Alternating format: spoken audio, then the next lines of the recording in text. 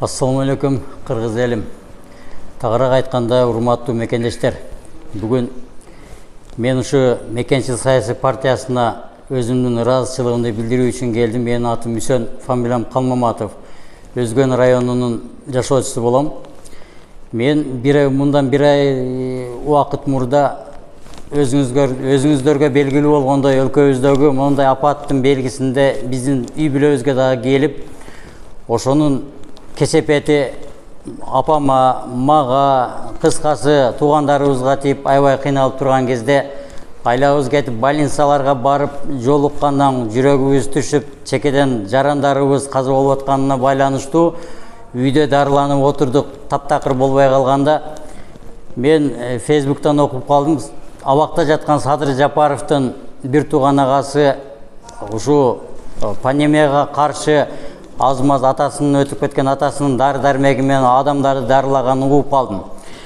Анан Садыр Жапаровдун бир тууган агасы Сабыр Жапаровдун телефон номерин алып байланышып, тиги адамдан жардам сурап барганымда, ал киши жол жобосун үйрөтүп, мага бир аз дары чөптөрдөн ичирип, өзүң абайлашың керек, бул өтө опурталдуу, 2 саат убакыт кармашың керек деп жол жобосу менен ичирип көрсөттү.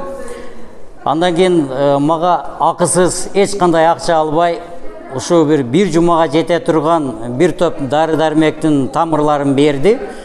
Аны алып үйгө алып барып, апама бердим, өзүм ичтим, келинчегим жана менин жакын досумдун катуу ооруп атканына байланыштуу алар да ичип, ошону жол жобосу менен ичтик. Дагы 3 күн 4 күн ичкенден кийин Алланын жардамы менен ушу жакшы адамдар дүйнөдө бар экен, ушулардын шыпасы менен жакшы болуп кеттик. Муну жашырганда эмне? Өлкөбүздө канча деген жакшы адамдар өтүп кетти, каза болуп кетти. Ушуну көрүп мен да үйдө отура албадым. Жана бүткүл кыргызстандыктарды чакырып кетем, ушундай жакшы адамдар менен жакын катташып, тирик жүргөнүбүздө биз бири-бирибизди кадыр-баркка ээ болуп, жана жакшы адамдарды сыйлап алалы. Мен сөзүмдүн кыскасы ушул ыраазычылык билдирүүмдү Жапаровдордун үй бүлөсүнө терең ыраазычылык айтуу менен бирге кыргызстандыктарга бардыгыңыздарга аманчылык тилейм. Жана келечекте ушул 4-октябрда боло турган шайлоо, мен угушумча Садыр Жапаровдун бир тууган агасы Сабыр Жапаров Мекенчил партиясында Камчыбек Ташиев менен биргеликте ат салышкан баратыптыр. Мен өтө кубандым муну угуп. Атайын үйүмдөн жумушумду таштап, ушул Мекенчил партиясынын офисине келип ыраазычылыгымды билдирип, жана элге кайрылуу жасап койгум келди. Өз билгенимди элге айтып коюш менде бул инсандык парыз деп эсептейм. Анткени Садыр Жапаров өз абакта жатса дагы канча деген жарандарга өзү ичи күйүп, парламентте иштеген кезде 2 жолку депутаттык мөөнөтүндө дагы эгерде билбеген инсандар болсо, ушу менин кайрылуумда мүмкүн жакшы нерсе жетип калар деген негизде айтып жатам. 3-чакырылышта бардыгыбызга белгилүү болгон, казактарга кетип калган Каркара жайлообуз үчүн 1 жыл 2 жыл убактысын өткөзүп, жогорку кеңеште алып чыгып чырылдап бызылдап жүргөн жерлери бар. Эгерде туура эмес десеңиздер, тарых бардыгын көрсөтүп отурат. 2012 жылы, 2013 жылы кумтөр маселесин көтөрүп, өтө опурталдуу болгон, өлкөдөгү бүт Кыргызстандын кен байлыгын жеп турган системага каршы жалгыз жекеден жеке чыккан ушул Садыр Жапаров болгон. Ошону көрүп туруп, мен чыныгы патриот, чыныгы кыргыздын келечегин көргөн инсанды мен ушул жигиттен көрүп турам. Тилекке каршы элибиздин кайдыгерлигинен Садыр Жапаров азыр ушул учурда абакта отурганы мени өтө өкүндүрөт. Мен үй бүлөм менен, жада калса тууган уруктарым менен ушул Мекенчил саясий партиясын колдоого чыгынам, аракет кылам, колдоймун. Анткени 2010 жылы Ош окуясында Коголаңында менмин деген ат башында турган, бийликтин жогорку эшелонунда турган адамдар дагы Ош жака барбай койгон.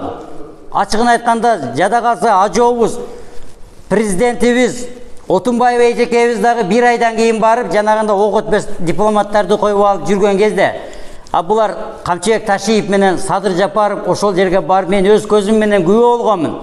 Элдин арасында эки элди бириктирип, ыз учуну токтотуп өзүнүн төшүн окко коюп ошондой апат күндөрдү токтотконго себепкер болушкан. Ошондуктан урматтуу кыргыз элим, келечекти курабыз десек, келечекте жакшы жашоо куралы, келечекке урпактарга биз карыз болбойбуз десек, келиңиздер. Ушу 4-октябрда келе жаткан шайлоодо добушуңуздарды эч кандай миллиондорго сатпаңыздар.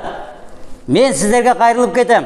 Бу келечек бардыгыбыз үчүн бу кандай деген кандар менен, кандай деген өкүмзардык менен келген бул Кыргызстан мекенсиз эч кайда бара албайбыз. Мекенибизди сактоо үчүн ушундай таза инсандарды колдоп, келечекти курам деген жаштардын башын бириктирип, ушуларга дуабызды берип, эч кандай акчаларга сатылбастан таза адамдарды шайлаганга мен чакырып кетем.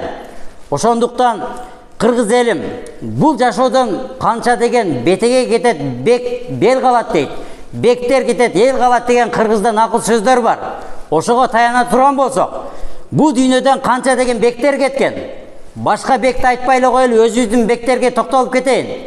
Аскар Акаев, Курманбек Салиевич, Атамбаев, Отунбаева мейли арабызда жүрөт. Элдерди жылаңаштаса дагы кыргыз эли кечиримди унчукпай атат. Мен болгондо Отунбаеванын 100 миңдик пенсиясын кечип туруп түрмөгө отургузуп коймокмун. Бул акыйкат. Кыргыз элин алчыкчы жыгынаштаган бул деген инсандыкка жатпайт.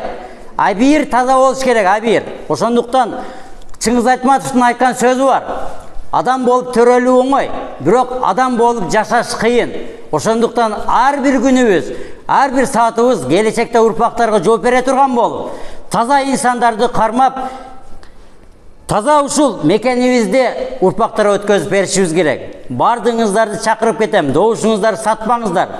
4-октябрда ушу чыныгы инсан мекеним деген мекенчил партиясынын колдоого мен чакырып кетем. Бардыгыңыздарды үйүңүздөргө аманчылык каалайм. Мен Үсөн Калмаматов.